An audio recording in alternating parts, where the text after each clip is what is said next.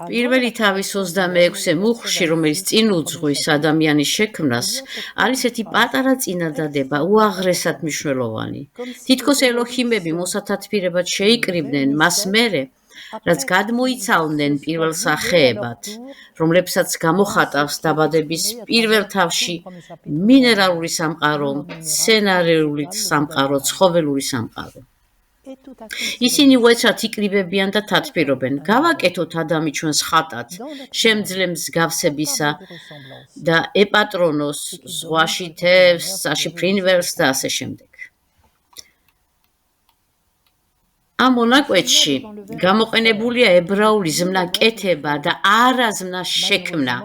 სამწუხაროდ, ბერძნებმა ერთი და იმავე ზმნით პოინ თარგმნეს ებრაული ზმნები კეთება და შექმნა, რამაც ძალიან დიდი აღრევები გამოიწვია.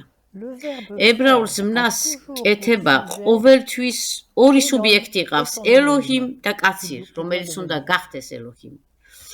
ჩვენ ვნახავთ, რომ დაბადების მეორე თავში, რომელიც არსებითად კეთებას ეძღვნება, ამაზე შემდგომში ვისაუბრეთ, ზმნებს ყოველთვის ორი სუბიექტი ყავთ, იოდევავე ელოიმ, ანუ უფალი, რომელიც უნდა გავხდეთ და ელოჰიმ.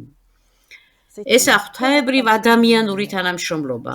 ეს კი იმას ნიშნავს, რომ როცა ელოჰიმები იკრიბებიან და ამბობენ, გავაკეთოთ ადამი, ადამი უკვე იქა, თუმცა ჯერ განუწილველია ღვთისგან. ანუ ღმერთს ჯერ არ შეუქმნია იგი, ჯერ არ გამოუყვანია თავისი ხედვის წინ. ელოჰიმები თითქოს ეკითხებიან ადამიანს, ხარ თუ არა თანახმა, რომ განიწილო ჩემგან? ხარ თუ არა თანახმა, რომ იტვირთო ჩემ მიერ გადმოცლილი პირველ სახეები, იტვირთო ეს ამოთქმული, ამოსუნთქვა, რათა თავი მოუყარო ამ ყოველივეს და შემოიქცე ჩემთან. რათა შეითვისო ეს ყოველივე და შემოიქცე ჩემთან. სხვა სიტყვებით, ხარ თუ არა თანახმა, რომ გამოიარო წყლების ხმელეთად გარდაქმნის გზა, ცის მიწად გარდაქმნის გზა, რათა შეგირთო შენ. რა კი მომდევნო 27-ე მუხლში ღმერთი ქმნის ადამიანს, ეს იმას ნიშნავს, რომ ადამმა თანხმობა მისცა მას. ეს კი თავის მხრივ იმას ნიშნავს, რომ ჩვენ ყველანი, ვინც აქ ვართ, ხელი მოვაწერეთ საქორწინო კონტრაქტს ელოჰიმთან, ჩვენს ღმერთთან. ჩვენი უბედურება იმაში მდგომარეობს, რომ დავივიწყეთ ეს კონტრაქტი.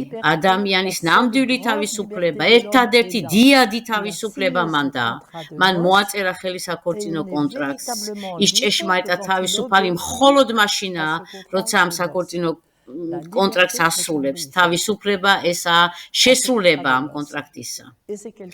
ეს ამბავი, ჩემთვის, ჩემი ხედვით სრულიად გულიშემძვრელია. ადამი სულ ბოლოს გადმოცლილი ელოჰიმების მიერ არის ადამას ნაბოლარა მხოხავი ცხოველი. ადამა გახლავთ შინაგანი მატრიცა ადამიანისა. ადამას ეს ნაბოლარა ცხოველი მოწოდებულია, რომ აღიმართოს და სრულად აიაროს კიბე. კიბეზე კი შუა დღეზე ვისაუბრებ, ახლა კი ბასარაბს უთმობ სიტყვას.